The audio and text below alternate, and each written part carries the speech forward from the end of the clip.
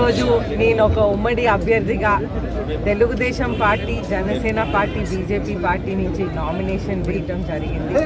అయితే ఈరోజు నుంచి మే 13th వరకు మనం కార్యకర్తలందరూ TDP party, Janasena party, BJP party కార్యకర్తలందరూ చంద్రబాబు నాయుడు గారు ఎలాగైతే రాత్రి పగలు పనిచేస్తారో అదేవిధంగా మేమందరం కలిసికట్టుగా పనిచేసి మనం ఖచ్చితంగా విజయం సాధిస్తామని మనం అందరం డిసిషన్ తీసుకున్నాం. అయితే మనం అందరం ఈరోజు ఒక యుద్ధానికి వెళ్తున్నాం.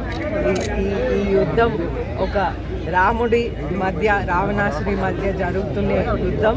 అయితే ఈ విధంగా మనం మంచి ఎప్పుడైనా గెలుస్తుందని మనందరికీ తెలుసు. అయితే మనం ఈ విధంగా వెళ్ళి మనం ఖచ్చితంగా గవర్నమెంట్ ఫామ్ అయి మళ్ళీ చంద్రబాబు నాయుడు గారు ముఖ్యమంత్రి ఖచ్చితంగా అవుతారు.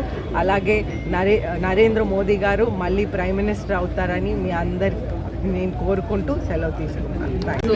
మన ఉమ్మడి అభ్యర్థి అయిన అదితి విజయలక్ష్మి గారికి మనస్ఫూర్తిగా నా శుభాకాంక్షలు. కిందటి ఎలక్షన్లో 2019లో ప్రత్యర్థులుగా చేసిన వాళ్ళం ఈరోజు అక్క చెల్లెలుగా నిజంగా చెప్పాలంటే మనస్ఫూర్తిగా నా సపోర్టే కాదు, నా బ్లెస్సింగ్స్, మా జన సైనికులు, వీర మహిళలు అందరూ కూడా బ్లెస్సింగ్స్తో తప్పకుండా జూన్ 14న ఏదైనా ఎక్కువ మెజారిటీ వచ్చిందంటే విజయనగరం నుంచి మేము గట్టిగా మెజారిటీ ఇప్పించి మరి మేము గెలిపించుకునే బాధ్యతను మేము అందరం తీసుకుంటున్నాం. ఇది రావణాసుడి పాలన, దీంట్లో తప్పకుండా రామరాజ్యం వస్తుంది. అదే దిశగా మే అందరం కూడా 3 పార్టీలు జనసేన, టీడీపీ, బీజేపీ కలిసి గట్టిగా సపోర్ట్ చేసి విజయనగరంలో మా జెండా ఎగిరేటట్టుగా చూస్తాం.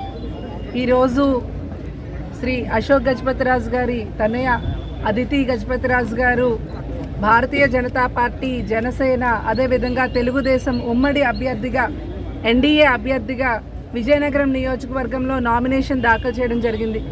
చాలా సంతోషం.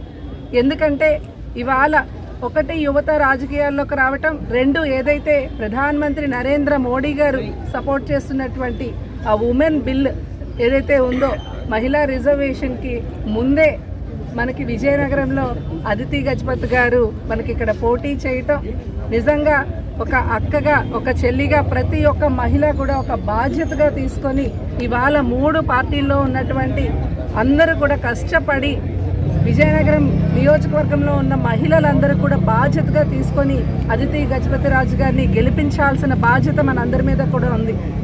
ఎందుకంటే చూసాం ఈ గత 5 సంవత్సరాలలో ఏ రకంగా మహిళలందరూ కూడా ఇబ్బంది పడ్డారు ఈ రాష్ట్ర ప్రభుత్వం చేసినటువంటి చర్యల వల్ల.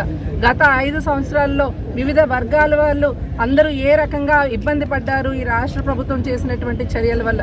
మరి దానికి చరమగీతం పాడటానికి అదితి గజపతిరాజు గారిని విజయనగరంలో గెలిపించవలసిన ఆవశ్యకత ఎంతైనా ఉంది అని చెప్పి దానికి భారతీయ జనతా పార్టీ, జనసేన, అదేవిధంగా తెలుగుదేశం కార్యకర్తలందరూ కూడా కృషి చేసి మనం అదితి గజపతి గారిని గెలిపించుకునే విధంగా మనందరం కూడా కృషి చేయాలని సందర్భంగా తెలియజేస్తున్నాను.